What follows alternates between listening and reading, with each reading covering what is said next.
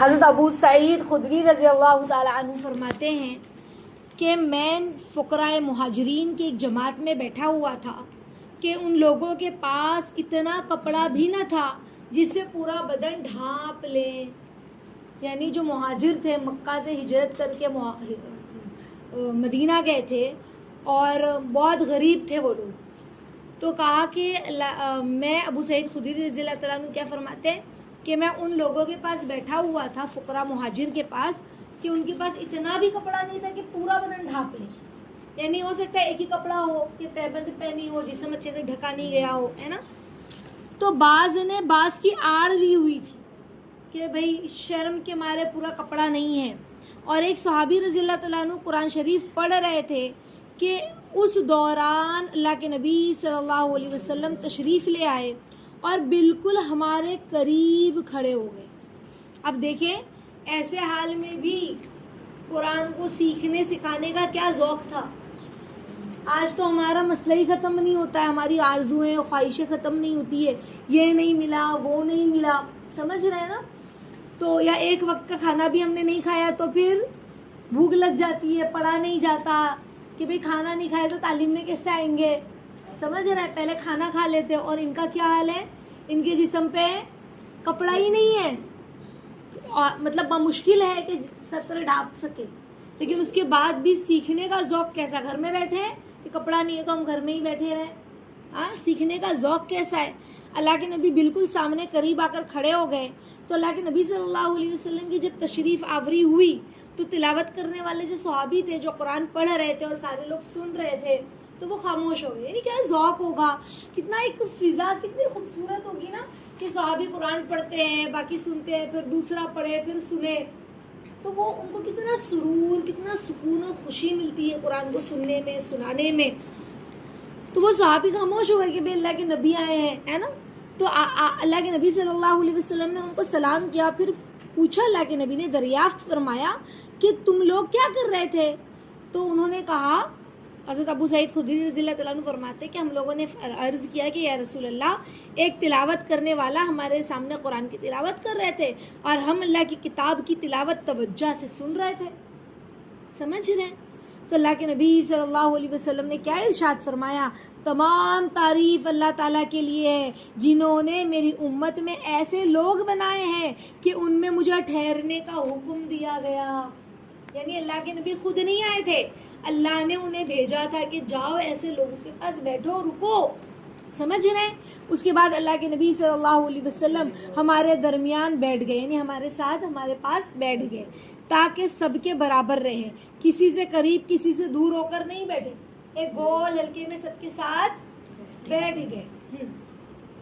پھر سب کو اپنے ہاتھ مبارک سے حلقہ بنا کر بیٹھنے کا حکم فرمایا، اشارے سے کہ بھی حلقہ بنا کر بیٹھو، آگے پیچھے ہو کر مت بیٹھو.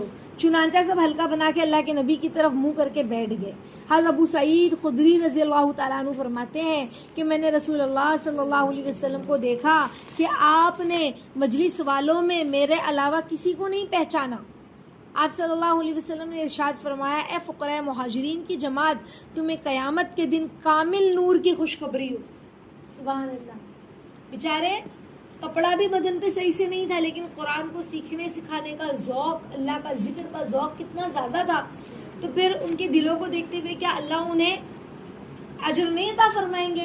تو اجر ہمارے نبی صلی اللہ علیہ وسلم کی زبانی پہنچایا اور کیا کہا. اللہ کے نبی کہہ رہے ہیں، اے فقراء مہاجرین، تمہیں روز قیامت کامل نور کی خوشخبری ہو، اور اس بات کو کی بھی کہ تم مالداروں سے آدھا دن پہلے جنت میں داخل ہو. یہ آدھا دن 500 سال کا ہوگا. یہ آدھا دن، ہمارے آدھا دن کیسے یوں گزر گیا ہے نا، لیکن دنیا کا آدھا دن، جنت کا 500 سال آدھا دن. تو حضرت ابو سعید خدری رضی اللہ تعالیٰ عنہ مطلب پہچانتے تھے، باقی کو نہیں پہچاننے کی وجہ کیا تھی جانتے ہو؟ کہ شاید رات کا اندھیرا اس وقت تھا، اسی لیے وہ ان کے قریب تھے تو پہچان گئے ہوں گے. سمجھ رہے ہیں. اور باقی لوگ اللہ کے نبی، باقی لوگ جو تھے اس لیے اللہ کے نبی نے باقیوں کو نہیں پہچانا ہوگا. اور حضرت ابو سعید خدری رضی اللہ تعالیٰ عنہ قریب بیٹھے تھے تو پہچان لیا کہ بھئی ابو سعید خدری رضی اللہ تعالیٰ عنہ ہے. پہلے کیسا ہوتا تھا نا، لوگ چاند کی روشنی میں یا تو بیٹھے ہوئے ہیں یا تو دیا یا چراغ لے کے بیٹھے ہوئے ہیں نا اندھیرے میں، یا تو بالکل ہی اندھیرے میں لوگ آ کے بس اندازے سے بیٹھے ہوئے ہیں. تو ایسا معاملہ تھا. ان کے پاس تو پہننے کے لیے کچھ نہیں تھا تو جلانے کے لیے کچھ ہوگا، آپ سوچیں نا. ہاں سبحان اللہ. تو اللہ کا ذکر اللہ کو بہت محبوب ہے. قرآن کو سننا ذوق سے، اس کو پڑھنا. اور نہیں کہا کہ جب قرآن کو پڑھا جائے تو غور سے سنو. قرآن میں اللہ خود کہتے ہیں کہ بات مت کرو، غور سے سنو، دھیان دو، توجہ دو، شاید کہ تم پہ رحم کیا جائے، ہے نا. تو حضرت سعید بن ابی وقاص رضی اللہ تعالیٰ عنہ فرماتے ہیں کہ میں نے رسول اللہ صلی اللہ علیہ وسلم کو یہ ارشاد فرماتے ہوئے سنا، یہ قرآن کریم بے فکری، قرآن کریم جو ہے فکر و بے قراری پیدا کرنے کے لیے نازل ہوا ہے. ہمارے اندر فکر پیدا کرنے کے لیے، ہمارے دل کو بے قرار کرنے کے لیے پیدا ہوا ہے. سمجھ رہے؟ جب تم اسے پڑھو تو رویا کرو. قرآن کو پڑھو تو جب بھی ہم پڑھیں قرآن کو رویا کریں. اگر رونا نہ آئے، دیکھو اللہ کے نبی کیا کہہ رہے ہیں، اگر رونا نہ آئے تو رونے والوں جیسی شکل ہی بنا لو. اگر ہم کسی کے سامنے شکل بنا لیتے ہیں، کچھ مانگتے ہیں تو لوگ کہتے ہیں کتنا روتی ہے. جب دیکھو جب اس کا رونا ہی ختم نہیں ہوتا ہے. لیکن اللہ کو اپنے بندے کا اللہ کے سامنے، لوگوں کے سامنے نہیں، ہاں اللہ کو اپنے بندے کا اللہ کے سامنے رونا بڑا پسند ہے. اور اللہ کہہ رہا ہے اگر تمہیں رونا نہ آئے نا، ہمارے نبی کے ذریعے کہلوا رہے تو رونے کی شکل بنا. قرآن پڑھتے پڑھتے ہی اب آپ بولو گے آپ کو قرآن پڑھتے پڑھتے رونے کی شکل کیوں بنائے؟ تو قرآن میں جہنم کا ذکر آتا ہے نا، عذاب کا ذکر آتا ہے تو بندہ ڈرے. سمجھ رہے؟ اور قرآن شریف کو اچھی آواز سے پڑھو، کیونکہ جو شخص اسے اچھی آواز سے نہ پڑھے نا تو وہ ہم میں سے نہیں، یعنی ہماری کامل اتباع کرنے والوں میں سے نہیں. سمجھ رہے ہیں؟ اس کے دوسرے معنی ایسا بھی، مطلب اس حدیث سے علماء کیا کہتے ہیں کہ جو شخص قرآن کی برکتوں سے لوگوں سے مستغنا نہ ہو وہ ہم میں سے نہیں، یعنی قرآن کی برکتیں نہ حاصل کرے تو وہ ہم میں سے نہیں. دیکھو اللہ کے نبی نے قرآن کو اچھی آواز میں پڑھنے کے لیے کہا. اب ہم لوگ کا معاملہ ایسا ہوتا ہے، خاص طور پر عورتیں اتنا گنگنانے لگتی ہیں اور گانے لگتی ہیں نا کہ جو الفاظ نہیں بھی کھینچنا اس کو بھی کھینچتے ہوئے جاتے ہیں. اکثر آپ لوگ پڑھتے ہو نا تو نہیں بھی کھینچنا تو کھینچتے ہوئے جا رہے، گنگنانے کے چکر میں کھینچ رہے. تو ہمیں قرآن کو اچھی آواز سے پڑھنا ہے، یعنی جہاں نہیں کھینچنا ہے وہاں نہ کھینچے، جہاں گناہ کرنا ہے جہاں اخفا کرنا ہے. سمجھ رہے ہیں؟ اس کا دوسرا مطلب یہ بھی ہو سکتا ہے کہ اللہ کے نبی فرما رہے ہو کہ قرآن، جو شخص قرآن کی برکت حاصل کرنے کے لیے اسے دور رہے، سیکھے نہیں، لوگوں سے الگ تھلگ رہے تو وہ ہم میں سے نہیں. دونوں باتیں ہو سکتی ہیں، کیونکہ یہاں پر اللہ کے نبی نے کہا نا کہ قرآن فکر پیدا کرنے کے لیے، اپنے اندر جو ہے بے قراری پیدا کرنے کے لیے تم قرآن کو سیکھو، ہے نا. پڑھو تو رو، نہیں رونا ہے تو رونے کی شکل بناؤ. یعنی اتنا قرآن کے اندر انٹرسٹ لو. سمجھ رہے؟ اتنا تدبر اور تفکر کرو، اتنا غور و فکر کرو. قرآن میں تو اللہ کا ذکر ہے نا. اور کتابوں میں علماء کہتے ہیں کہ جو چاہتا ہے کہ اللہ اس سے بات کرے، ہم نہیں چاہتے ہمارا رب ہم سے بات کرے، تو کہا کہ پھر قرآن کو پڑھو تو رب بات کرے. جیسے کوئی بہت بڑا انسان ہو دنیا میں، جیسے مثال کے طور پہ پرائم منسٹر ہو، پردھان منتری ہو، یا کوئی بہت فلم سٹار میں کوئی بڑا اسٹار ہو. سمجھ رہے؟ کوئی بڑا کیا کہتے ہیں عہدے پر ہو اور وہ کہے کہ نہیں مجھے ان سے ملنا ہے، ہمارے گھر ہم سے ملنے کے لیے خاص آئے، ہم سے بات کرنے آئے، تو ہمیں کتنا اچھا لگے. تو ہم نہیں چاہیں کہ ہم بھی ان سے بات کریں. تو یہ تو دنیا دار ہیں. رب اللہ جس نے پوری دنیا کو بنایا، پوری دنیا کو بنانے والا خالق، ہم نہیں چاہتے ہم اس سے بات کریں. تو کیا کہا؟ قرآن کی تلاوت کرو.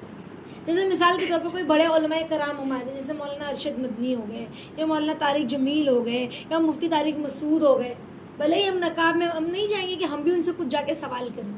اتنے بڑے اللہ والے، اتنے بڑے علماء ہمارے دین اسلام کے اس وقت کے، تو ہم بھی ان سے کچھ مسائل پوچھیں، ہم بھی ان سے فیضیاب ہو، ان کی مجلس میں جا کر بیٹھے. ہم نہیں چاہتے ہیں نا. پھر اللہ جس نے پوری کائنات کو بنایا وہ ہماری طرف متوجہ ہو، ہم سے بات کرے، کتنی اچھی بات ہے نا. حضرت ابو ہریرہ رضی اللہ تعالیٰ عنہ روایت کرتے کہ رسول اللہ صلی اللہ علیہ وسلم نے کیا ارشاد فرمایا کہ اللہ تعالیٰ اتنا کسی کی آواز کی طرف متوجہ نہیں ہوتے جتنا اس نبی کی آواز کی توجہ سے سنتے جو قرآن کریم خوش الہانی سے پڑھتا ہے. سبحان اللہ. تو قرآن کو اچھی آواز میں پڑھنے کا بڑا اجر ہے. اللہ رب العزت ہمیں خوب قرآن کو پڑھنے کی، اس کو سمجھنے کی توفیق عطا فرمائے. بعض لوگوں کا تو حال یہ ہے کہ کئی دن ہو جاتے ہیں اور قرآن کی تلاوت نہیں ہو پاتی ہے نا. قرآن کو پڑھتا نہیں ہے بندہ، حالانکہ قرآن تو روز پڑھنے والی چیز ہے نا. دل سے پڑھے، روز پڑھے، برکتیں حاصل کرے. اور آج انسان پریشان ہے کہ میرا مسئلہ حل نہیں ہو رہا ہے، برکتیں نہیں ہیں، خیر نہیں ہے، اور خود کا ہم دیکھ ہی نہیں رہے حال کہ ہماری نمازیں کیسی، نمازیں پڑھتا ہے نہیں پڑھتا ہے، فجر چھوٹ رہی ہے، عصر چھوٹ رہی ہے. اللہ کے نبی نے نہیں فرمایا کہ جس کی عصر چھوٹ جائے گویا کہ ایسا ہے کہ اس کے مال دولت بال بچے سب لوٹ گئے ہو، سب ختم ہو گیا ہو. تو اس کا کیسا حال ہو؟ ایسا حال ہونا چاہیے عصر چھوٹنے کا. جس کی فجر چھوٹ جائے، فجر میں تو برکتیں اللہ دیتے ہیں، ہم فجر میں سو رہے ہیں، ساری برکتیں لٹ گئی ہماری، اور ہم کہہ رہے ہیں بھائی برکت ہی نہیں ہے، معاملہ خراب ہے، تلاوت قرآن کی ہو ہی نہیں رہی ہے، قرآن کو سیکھا ہی نہیں جا رہا ہے، اور ہم مسئلے میں اٹکے ہوئے. تو قرآن جو ہے یہ اللہ کا ذکر صرف دنیا حاصل کرنے کے لیے نہیں ہے، دل کے سکون کے لیے بھی. گھر میں سکون نہیں ہے، بے چینی ہے، پریشانی کا عالم ہے. وجہ کیا ہے؟ زندگیوں میں ہمارے سکون نہیں آ پا رہا ہے. وجہ کیا ہے؟ ہم نے اللہ کی رسی کو چھوڑے رکھا ہے، قرآن کو، نماز کو، ہے نا، اللہ کے احکامات کو. تو اللہ تعالیٰ ہمیں عمل کرنے کی توفیق عطا فرمائے. آمین یا رب العالمین.